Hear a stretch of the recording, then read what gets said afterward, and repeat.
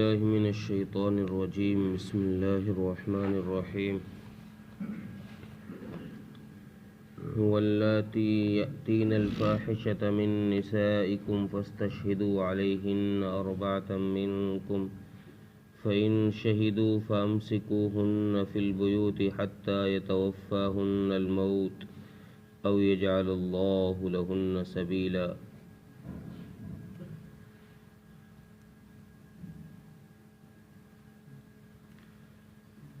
پچھلی آیتوں میں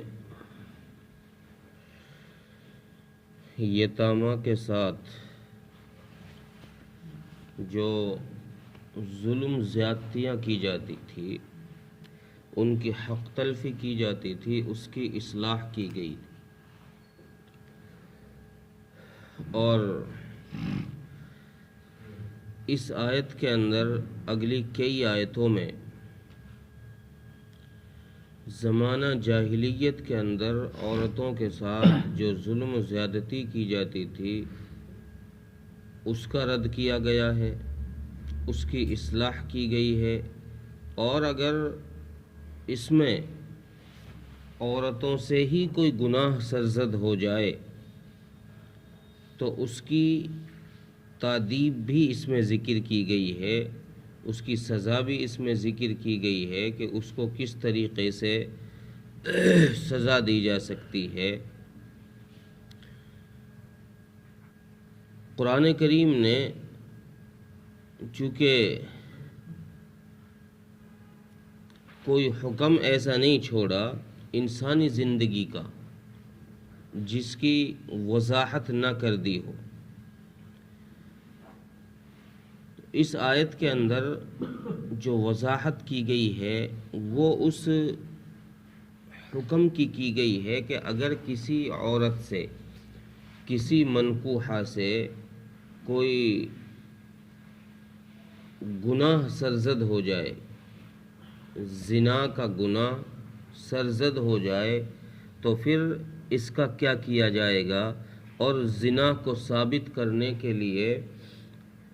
کیا چیز کرنی پڑے گی جس کی وجہ سے شریعت اس کی بات کو مان لے کہ ہاں یہ صحیح کہہ رہا ہے، یہ صحیح کہہ رہی ہے. چونکہ ایسا تو ہے نہیں، زنا کا معاملہ ایک ایسا سنگین جرم ہے، سنگین گناہ ہے جس کی وجہ سے عزت تار تار ہو جاتی ہے، خاندان کے خاندان ننگے ہو جاتے ہیں ایک زنا کی وجہ سے. اس لیے شریعت نے اس معاملے میں بہت سختی برتی ہے، بہت احتیاط سے کام لیا ہے. یہ نہیں کہ کسی نے کہا زبان سے اور اس کی بات مان لی گئی. عام طور سے ساس بہوؤں میں آپس کے گھریلو معاملات ہر گھر میں ہوتے، نندوں کے ساتھ بھی. عورتوں میں گھروں میں عام طور سے آپسی رنجشیں ہوتی ہیں، کوئی کسی پہ الزام لگا دے، کوئی کسی پہ الزام لگا دے. تو شریعت نے اس میں سختی یہ برتی ہے کہ اگر کوئی عورت یا گھر کا مرد یا اسی کا مرد کسی رنجش کی وجہ سے کسی عورت پر یہ الزام لگائے کہ اس نے زنا کیا ہے تو اس مرد کی بات کو تسلیم نہیں کیا جائے گا. اس کے لیے شریعت نے دو شرطیں بہت سخت لگائی ہیں. شریعت یہ چاہتی ہے، اللہ تبارک و تعالی یہ چاہتے ہیں کہ لوگوں کی عزتیں محفوظ ہوں، لوگ ایک دوسرے کی عزتوں کا کھلواڑ نہ کریں، ایک دوسرے کے ساتھ عزتوں کے ساتھ نہ کھیلیں، ان کی عزتیں محفوظ رہیں. اس لیے اللہ تبارک و تعالی نے اس آیت کے اندر جو زنا کو ثابت کرنے کے لیے دو شرطیں لگائی ہیں وہ بڑی سخت ہیں. ان میں سے پہلی شرط یہ ہے کہ جس کے اوپر زنا کا الزام لگایا جا رہا ہے اس کے خلاف 4 گواہ ہوں، اس کے خلاف 4 گواہ لے کر آئے جائیں. عام طور سے شریعت دو گواہوں کی بات مان لیتی ہے عام چیزوں میں اور احکامات میں شریعت نے دو گواہ طلب کیے ہیں کہ بھئی دو گواہ پیش کر دو تمہاری بات قبول کر لی جائے گی، لیکن زنا کے معاملے میں اللہ تبارک و تعالی نے 4 گواہوں کا حکم دیا ہے کہ 4 گواہ لے کر آؤ تو بات قبول کی جائے گی، اور اگر 4 گواہ نہیں لائے گئے تو تم جھوٹے ثابت کر کر تم میں کوڑے مارے جائیں گے، تم کو حد قذف جاری کی جائے گی تم پر۔ اور پھر 4 گواہوں میں بھی اللہ تبارک و تعالی نے اور جگہ تو یہ معاملہ رکھا ہے کہ بھئی جہاں 2 گواہوں کی ضرورت ہے تو وہاں ایک مرد اور دوسرا اگر مرد نہ ہو تو 2 عورتیں ایک مرد کے برابر قرار دی گئی ہے، تو عورتوں کی گواہی بھی مان لی گئی ہے۔ لیکن زنا کے معاملے میں قرآن کریم نے یہ حکم دیا ہے کہ 4 گواہ جو لائے جائیں گے وہ چاروں کے چاروں مرد ہونے چاہیے، عورت کی گواہی کا اعتبار نہیں ہے۔ شریعت نے زنا کے معاملے میں عورت کی گواہی کا اعتبار نہیں کیا ہے، اور یہ حکم دیا ہے کہ جو الزام لگا رہا ہے وہ اپنے میں سے 4 مرد گواہی کے طور پر لے کر آئے، اگر وہ لا سکتا ہو 4 مردوں کو تو لائے، ورنہ پھر کسی پر یوں ہی الزام نہ لگائے۔ اگر اس نے یوں ہی الزام لگایا اور قاضی کی عدالت میں حکام کے سامنے وہ 4 گواہ پیش نہ کر سکا تو پھر اس شخص کو جھوٹا قرار دے کر اس پر حد قذف جاری کی جائے۔ اس لیے اللہ تبارک و تعالی نے اس معاملے کے لیے یہ 2 شرطیں بڑی سخت لگائی ہیں، چونکہ ایسا بہت کم ہوگا، شاذ و نادر ایسا کوئی واقعہ ہوگا جس میں کسی عورت پر 4 مرد ایک دم سے گواہی دے دیں۔ اور شریعت نے چونکہ گواہی کے معاملے میں مشاہد عین دیکھنے والے کی گواہی کا اعتبار کیا ہے، یہ نہیں کہ اس نے مجھ سے کہہ دیا، میں نے اس سے کہہ دیا اور اس نے اس سے کہہ دیا، ہو گئے 4 گواہ۔ سنی سنائی بات کا اعتبار شریعت نہیں کرتی ہے۔ گواہی میں شریعت نے کہا ہے کہ 4 ایسے مرد ہوں جس نے اس طریقے سے عورت اور مردوں کو ساتھ دیکھا ہو جیسے سرما دانی کے اندر سلائی، اس طریقے سے کسی نے اگر آنکھ سے دیکھا ہے تو اس کی گواہی کا اعتبار ہے، ورنہ کہی بات پر یا سنی بات پر کوئی اعتبار نہیں ہوگا۔ تو اس طریقے کی گواہی کا شریعت اعتبار کرتی ہے، اور ایسے 4 گواہ پیش کرنا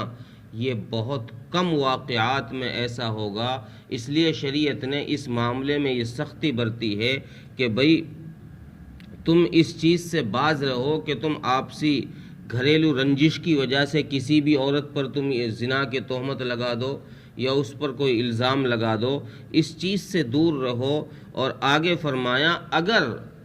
اگر بالفرض والمحال کسی واقعے میں ایسا ہو گیا کہ کوئی عورت کو 4 گواہوں نے دیکھ لیا، 4 گواہوں نے گواہی دے دی اور اس عورت کا جرم ثابت ہو گیا، تو اس آیت میں شریعت میں پہلے حکم یہ تھا کہ ایسی عورت کو گھر کے اندر بند کر دیا جائے،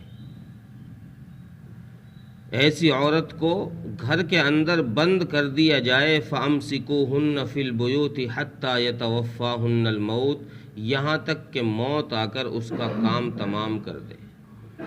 اس کو گھر میں بند کر دو،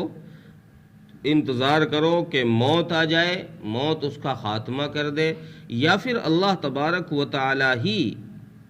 کوئی دوسرا ایسا حکم نازل فرما دیں جو اس کی سزا کے لیے کافی ہو جائے۔ تو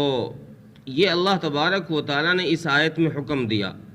یہ اس وقت کی بات ہے شریعت کی ابتدائی زمانے کی۔ شریعت میں جب شروعات تھی اس وقت یہ احکامات نازل ہو رہے تھے۔ اس کے بعد اللہ تبارک و تعالی نے پھر دوسرا حکم زنا کے متعلق نازل فرما دیا جو سورہ نور کے اندر موجود ہے، جس میں اب یہ حکم منسوخ ہے۔ اب یہ حکم بعض علماء کے نزدیک منسوخ ہے، چونکہ اب یہ حکم ہے کہ اگر شادی شدہ مرد نے زنا کیا ہے، مرد یا عورت نے زنا کیا ہے اور وہ شادی شدہ ہیں، تو شادی شدہوں کو رجم کیا جائے گا، پتھر مار مار کے ختم کر دیا جائے گا۔ اور اگر غیر شادی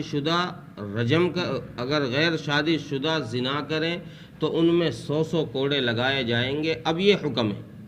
یہ گھروں میں بند کرنے کا حکم پہلے تھا شروع اسلام میں، اب یہ حکم بعض علماء کے نزدیک منسوخ ہو چکا ہے۔ بعض کہتے ہیں کہ نہیں، منسوخ نہیں ہوا، یہاں گھروں میں بند کرنے سے مراد یہ ہے کہ ان پر جب الزام لگایا جائے تو تحقیق کرنے تک ان کو حوالات کے اندر بند کر دیا جائے۔ تو اللہ تبارک و تعالیٰ نے یہ حکم نازل فرمایا۔ جب دوسرا حکم نازل ہوا تو پھر روایات میں بھی، کئی روایات میں یہ بات ثابت ہے کہ رسول اکرم صلی اللہ علیہ وسلم نے جو رجم کی بات کہی گئی ہے دوسرے حکم کے اندر سورہ نور میں، اس حکم کو اللہ کے نبی صلی اللہ علیہ وسلم نے نافذ کیا۔ ایک صحابی حضرت معاذ بن مالک رضی اللہ عنہ، ان سے زنا سرزد ہو گیا، زنا کا گناہ ان سے ہو گیا، اور جو عورت تھی جس کے ساتھ زنا کا گناہ ہوا وہ قبیلہ ازد کی غالباً عورت تھی۔ اس عورت کے ساتھ ان کا معاملہ ہو گیا۔ جب گواہی سے بات ثابت ہو گئی تو رسول اکرم صلی اللہ علیہ وسلم نے ان کے اوپر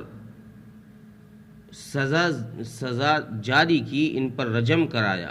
اسی طریقے سے ایک یہودی پر رسول اکرم صلی اللہ علیہ وسلم نے سزا کا حکم دیا اور اس کو بھی رجم کرایا گیا۔ اور اس یہودی کے لیے جو رجم کا حکم تھا وہ تورات کے ذریعے سے اللہ کے نبی صلی اللہ علیہ وسلم نے لیا تھا، تورات میں جو طریقہ تھا اس کے ذریعے سے اس کو رجم کیا گیا تھا۔ تو ان روایات سے یہ پتہ چل رہا ہے کہ شروع اسلام میں یہ حکم تھا،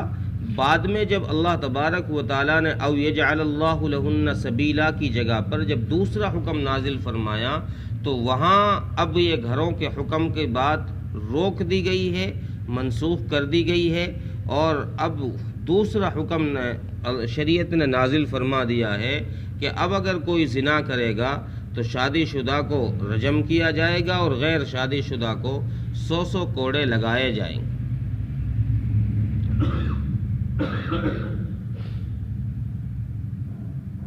ترجمہ دیکھیں، واللاتی یأتین الفاحشۃ من نسائکم، اور جب کوئی عورت تمہاری منکوحاؤں میں سے،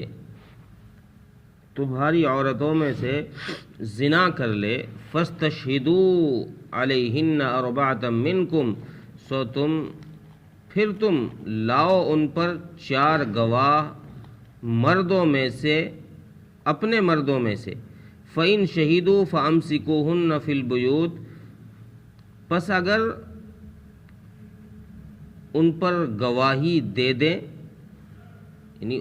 ان کی بات سچی ہو جائے تو پھر ان کو گھروں میں بند کر دو، حَتَّى يَتَوَفَّاهُنَّ الْمَوْتُ، یہاں تک کہ موت ان کو اٹھا لے۔ او یجعل اللہ لہن سبیلا، یا پھر اللہ تبارک و تعالیٰ کوئی دوسرا حکم نازل فرما دیں۔ اللہ تعالیٰ مل توفیق عطا فرمائے۔